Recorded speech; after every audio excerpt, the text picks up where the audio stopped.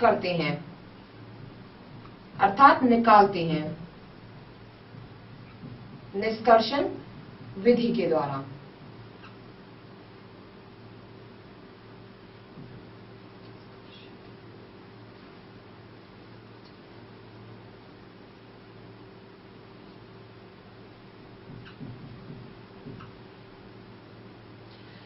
Lichen वृक्ष कुछ इस प्रकार के होते हैं, जैसे कि लाइकेन्स को ब्रायोफाइटा कहा जाता है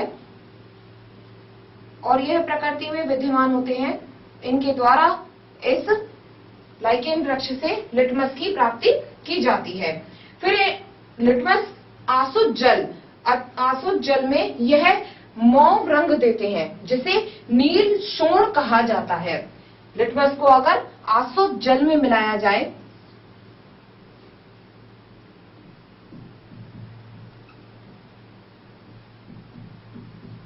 आसुत जल में ये मौव रंग देते हैं, नील शोण जिसे कहा जाता है। ये कुछ लिटमस और उससे संबंधित कुछ प्रश्नों के उत्तर हैं, जैसे कि लिटमस एक प्राकृतिक रंजक है। इस लिटमस पत्र या लिटमस विलयन के द्वारा अम्लीय क्षार की उपस्थिति का पता लगाया जा सकता है। इसे लाइकेन वृक्ष से निष्कर्षित किया गया और आसुत जल में डालने पर यह नील शोण रंग देते हैं, जिसे मौव रंग भी कहा जाता है।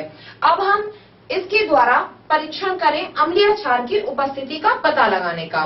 तो अम्लीय विलयन में ये लाल रंग देते हैं। अम्लीय विलयन के अंदर लिटमस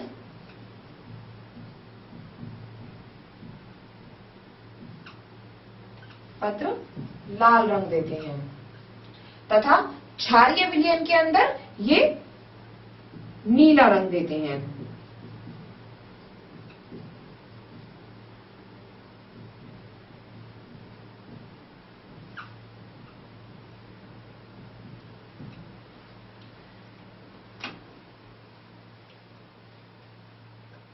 अम्लीय विलयन लाल कर देते हैं और क्षारीय विलयन को नीला कर देते हैं।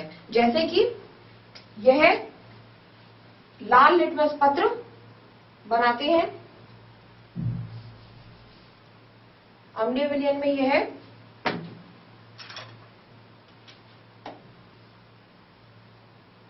और क्षार में नीला।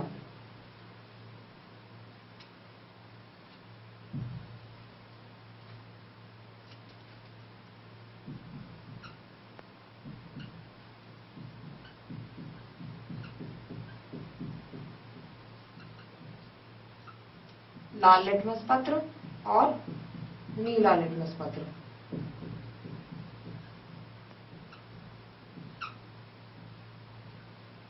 इस तरह से बनाते हैं। आप एक क्रियाकलाप करके इस बात का पता लगा सकते हैं, जैसे कि अम्ल नीले लिटमस को लाल कर देते हैं तथा लाल लिटमस को नीला कर देते हैं। यह एक बहुत ही मुख्य इंपॉर्टेंट बात है, नोट डाल के आप इसे याद रखें कि अम्ल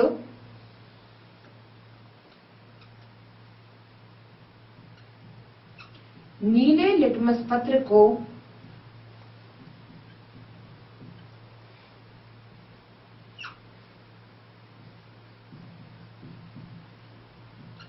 लाल कर देते हैं। किसी भी अम्लीय विलयन में, जैसे नींबू के रस के अंदर अगर हम नीला लिटमस पत्र डालें तो वह उसे लाल कर देता है, और अगर हम किसी भी क्षारीय में अगर हम डालें क्षार लाल को नीला कर देते हैं। जैसे अम्ल नीले को लाल करते हैं, उसी तरह से क्षार लाल को नीला कर देते हैं। अगर हम किसी क्षार में अर्थात साबुन के पानी में लाल लिटमस पत्र को डालें तो वह नीला रंग देगा।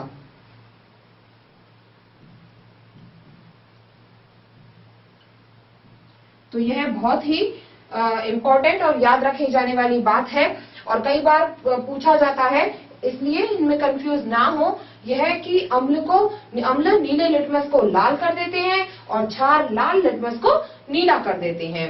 जैसे आप एक क्रियाकलाप करेंगे, जैसे आपने सबसे पहले एक लाल लिटमस पत्र लिया, हम एक क्रियाकलाप के द्वारा